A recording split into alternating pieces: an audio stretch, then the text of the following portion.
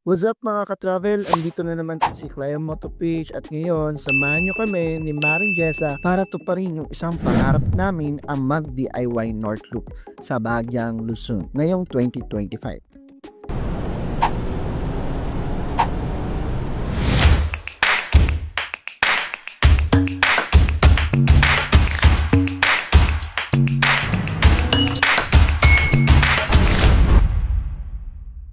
Hi guys, dito nagsisimula yung North Luzon Loop namin sa Quezon City. Umalis kami ng 12 midnight at madadaanan natin yung Valenzuela at Tagos Neto ay Plaridel Bypass Road. It takes 8 hours yung biyahe namin papuntang Vigan from Quezon City.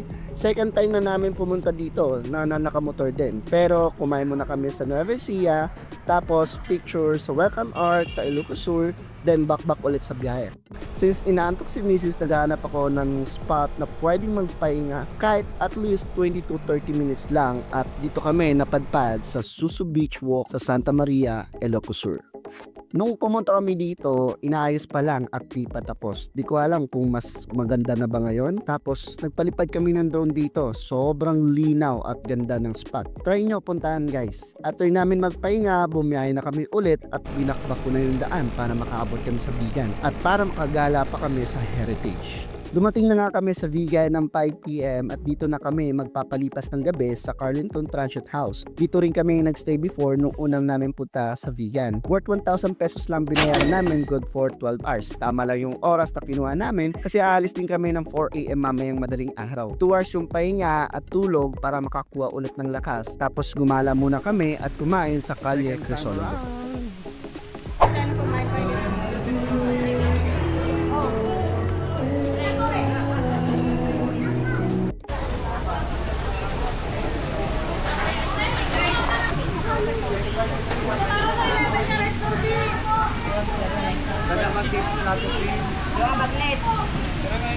Bagnet tsaka sinanglaw.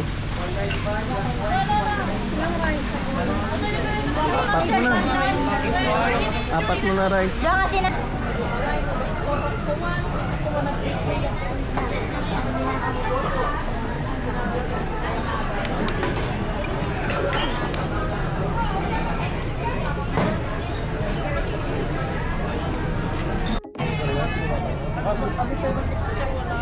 Pwede dalawang flavor lang.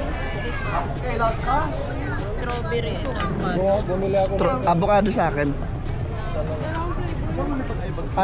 Avocado saka strawberry.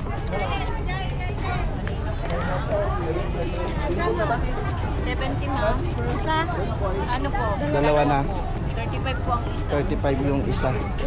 Anong oras yung fountain bed? 7:30 sir. Tapos na? Tapos na ba? Ngayon 30 na ako, 70. Tapos na? 7:30? Tapos na yata sir. Hindi tayo nakaabot. Tingnan mo na lang baka.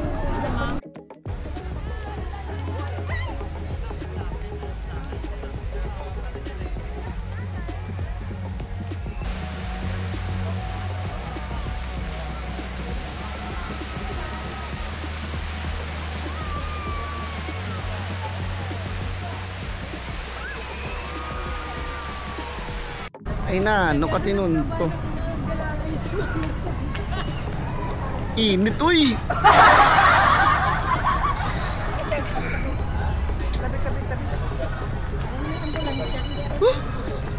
Grabe.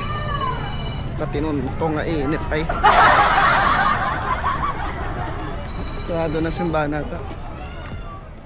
After namin kumain at nag-ikot sa Calle Crisologo, umuwi na kami since mag-12 midnight na.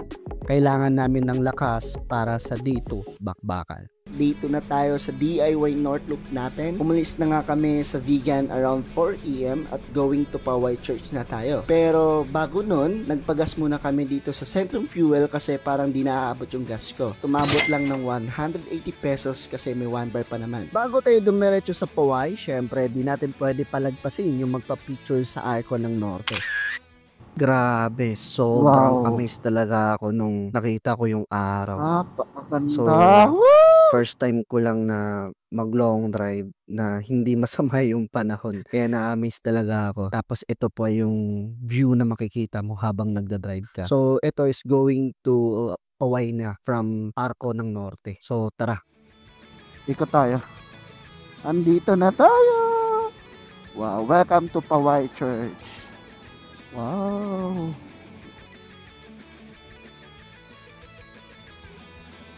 Talaga tayo dadaan. Hanap lang tayo ng parking. Ayan o. Wow, ang ganda dito. Yan natin. Ayan o, ang ganda o.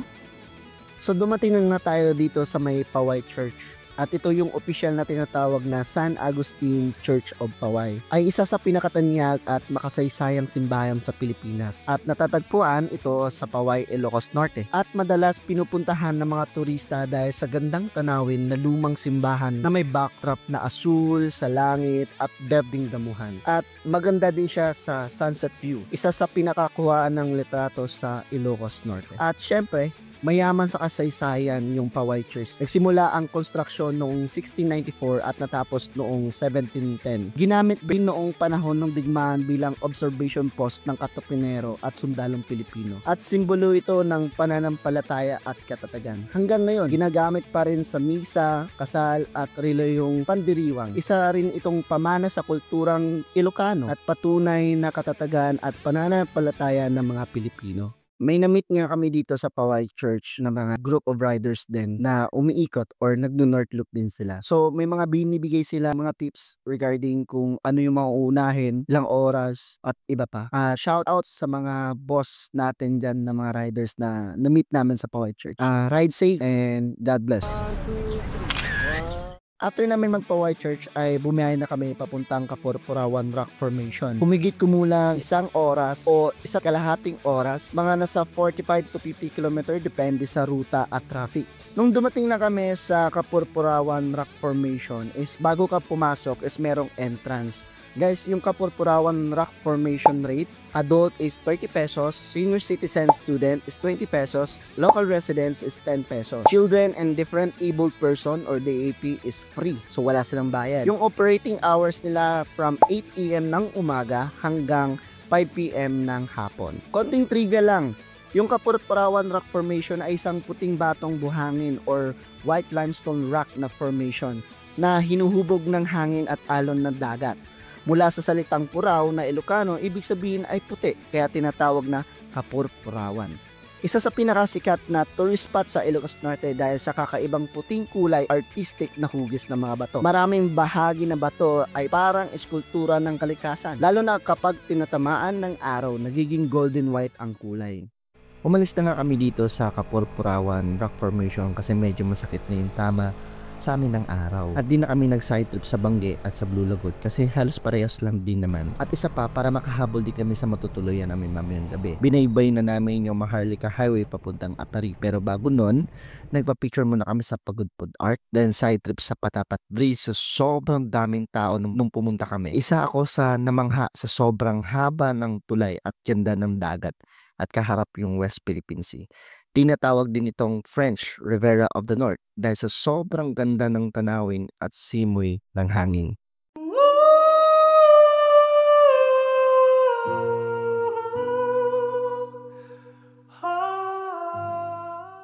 Hindi na kami tumagal sa Patapat Bridge. Ang init na kasi at medyo malakas na din yung hangin galing sa dagat. Saglit lang kami at nagpa-picture and then nagpalipad ng drone. Tapos dumiretso na rin kami sa biyaheng papuntang Apare. Pero habang nasa biyahe kami, ramdam ko na yung gutom. Alam mo yung tipong kumakalam na talaga yung tiyan mo. Sabay sumasakit pa yung ulo mo sa init at pagod. Ayun, sabi ko, stop muna tayo, di ko na kaya. Kaya naghanap kami ng spot sa gilid ng kalsada kahit tirik na yung araw. Para lang makapagpahinga at makakain. Buti na lang ay may maliit na tindahan. May fishball, may togi, juice. Sapat na para maibsan yung gutom at init. Habang kumakain kami, ang saya lang panoorin yung mga dumadaan na motor. Iba talaga yung vibe ng long ride. Gutom, pagod, pero sulit kasi bawat stopover mo ay may sariling kwento. Tapos ganito pa yung kaganda yung view. Pagkatapos kumain, pahinga sandali at tuloy na yung biyahe namin papuntang Apare. Pagkatapos namin mag-stop over at makakain kahit tirik na tirik yung araw, tuloy na ulit kami sa biyahe mula Claveria papuntang Magapit Suspension Bridge.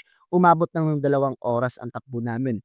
Medyo mahaba pero sobrang sulit. Bawat liko na kalsada, may tanawing dagat at bundok. Pagdating namin sa Magapit Bridge, grabe. Ang ganda, isa sa mga iconic spot ng Cagayan. Mahabang tulay na may tanawing ilog sa ilalim at sariwang hangin habang dumadaan ka. Mula sa bridge na ito ay 30 minutes lang narating na namin yung welcome arc ng Apare. Ramdam ko talaga yung excitement lalo nang ilang oras na rin kaming nasa daan. Pagpasok namin sa Apare, parang nawala lahat ng pagod namin. Isa namang pangarap na adventure ang natapos. Bago pa man sumapit ang dilim, nagdesisyon na kaming umalis at bumiyahe papuntang Isabela. Doon na rin kami magpapalipas ng gabi sa kaibigan ni Mrs. si Mami Heights, isang kilalang vlogger sa Isabela. Buti na lang sobrang bait niya, pinapatuloy muna niya kami sa bahay nila para makapagpahinga at makitulog. Pero bago kami makarating, ay grabe, naligaw-ligaw pa kami at maling address yung napin ko. Tawa na lang talaga kasi gutom at pagod na. Pero enjoy pa rin sa biyahe. Pagdating namin sa kanila, mga bandang 7 PM ay sinalubong na kami ni Mami Heights at ng asawa niya na sobrang mainit na pagtanggap sa amin. May padinay pa sila at kwentuhan bago magpahinga. Ramdam mo talaga yung hospitality at bait ng mga taga Isabela. At nga pala guys, kung naghahanap kayo ng mga murang kids clothing na magandang quality, check nyo yung page ni Mami Heights. May mga ang dami niyang designs pang babae at available din yung LBC delivery kahit saan ka sa Pilipinas. Dito na nagtatapos ang day 2 natin. Pagdating ng 1 AM, umalis na kami sa bahay ni Mami Heights at nagsimula ng day 3. Pauwi ng Maynila. Ito yung total gastos namin ng 3 days DIY North Loop. Yung gas 1,500, yung food overall is 2,500 at yung unang transit house namin sa vegan is 1,000. In total namin is around 5,000. Pero syempre, iba-iba pa rin yung gastos depende kung saan ka kakain, kung gaano ba kalakas yung konsumo ng motor mo sa gas at kung saan ka magta-transit house. Pero sa amin, gumawa talaga kami ng paraan para makatipid ng konti. Kaya sulit na sulit talaga yung trip namin. Isa sa pinaka-the best na experience namin at sobrang proud ako na kinaya namin yung North Loop. Kung umabot ka sa part na tong video na to, maraming salamat at sa panonood. Huwag kalimutang i-like, i-share at mag-comment kung saan ang gusto mong kaming pumunta sa next ride. Dati plano lang namin tong DIY North Loop pero ngayon natupad na. Sobrang proud din ako kay Blue, yung motor namin solid talaga, walang aberya sa buong 3 araw namin biyahe. At higit sa lahat, salamat sa Panginoon sa gabay at proteksyon sa buong trip namin. Di man kami umikot sa buong Luzon, babalik at babalik parang kami para maipatuloy yung pangarap naming ikutin yung buong Pilipinas gamit yung motor namin. Thank you for watching mga Kaklayo Moto PH. Ride safe and see you to the next adventure. Bye!